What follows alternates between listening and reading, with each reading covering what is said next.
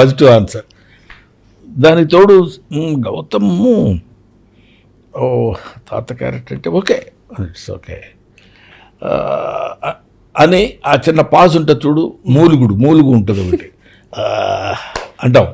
అనగానే వెనిల్ Kishore entry, sir భలే ఉంటే భలే, ఎంత డిఫరెంట్గా ఉంటుంది తెలుసా మీకు, చాలా అసలు ఇంతవరకు ఎవరు ఎక్స్పెక్ట్ చేయడు, అది మీకు అర్థం కావట్లేదు సార్, చాలా బాగుంటుంది నా మాట రండి సార్ మీరని నన్ను అసలు సౌండ్ లేకుండా ఒప్పించేశారు. అది యాక్చువల్గా ఇప్పుడు అనౌన్స్మెంట్ వీడియో ఉంటుంది చూసారు, అది అలాగే జరిగింది. ఆ మూమెంట్లో అయినా ఇమీడియట్గా దాన్ని రికార్డ్ చేసి అలా చేసాం. బట్ ఇవాళ సినిమా డెఫినెట్గా చూడండి, నేను పబ్లిసిటీ కోసం చెప్పేది కాదు, ఆర్టిస్ట్గా నేను అసలు చెప్పట్లేదు, వీడి పేరెంట్గా అసలు చెప్పట్లేదు. సిన్సియర్గా సినిమా చూసిన తర్వాత అరే మంచి సినిమా చేసాం, I'm also one of the parts of this film అనే ఫీల్ నాకు కలిగింది.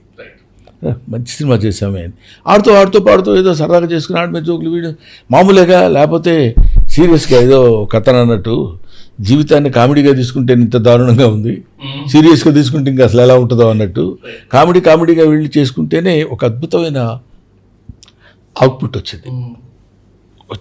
ఒక అరే కరెక్టే కదా అని. నేను ఏదో చిన్న సీక్రెట్ చెప్దామని అనుకుంటాను, వీళ్ళందరూ సీక్రెట్ చెప్పనా అని చూశాను అనుకో, ఇక్కడ ఇతను, అక్కడ రాహుల్, అక్కడ ఇంకొకతను, చెప్పు చూస్తా, నేను నీకు ఎంత ఇవ్వాలరా, నేను నీకు ఎంత ఇవ్వాలి, ఇంకా ఎంత ఉంది డ్యూ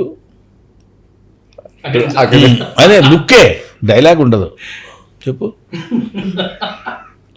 అదే చెప్పలేవా బాబు ఎందుకు వచ్చింది అనవసరం, అదే దాని సస్పెన్స్ అని నేను కూడా గట్టిగా అరిచి అక్కడ చెప్పకుండా ఉంటే అతను ఒక రకమైన సాటిస్ఫాక్షన్. అది చెప్పకూడదండి, అది ఏదో ఒక అందమైన పాయింట్ ఒకటి, దాన్ని ఏమంటారు పూలదండలో దారంలాగా, అది ఒక heart of the garland. It's a big beautiful garland, film is like a garland. Even director Nikhil కూడా I was talking about interval, అడగకండి నేను అడగాను అడుగుతున్నా, ఏంటి అసలు ఇంటర్వెల్ మంచి హై ఉంటుందండి 100%. నువ్వు చెప్పేయచ్చు, మీరు చెప్పేసుకోవచ్చు, మీ ఇష్టం లేదు.